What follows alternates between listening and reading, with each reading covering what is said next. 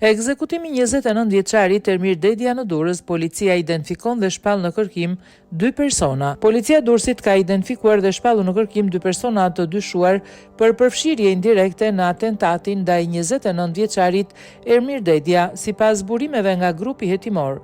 Hetimet po avancojnë në drejtimin e duhur dhe e kanë ndihmuar në hedhjen dritë mbi mënyrën e organizimit të atentatit.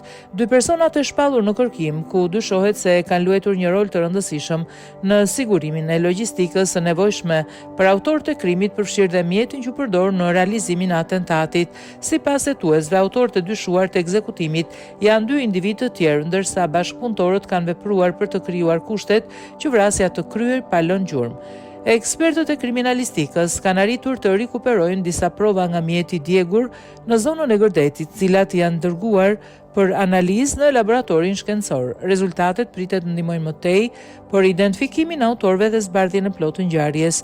Pista kryesore e hetimit lidhet me përfshirjen e viktimës në aktivitete të shumta kriminale gjatë viteve të fundit. Ermir Dedja, një emër i njohur për policinë, jo vetëm në nivel lokal, dyshohet se ishte objektiv i larjes së sapeve në botën e krimit.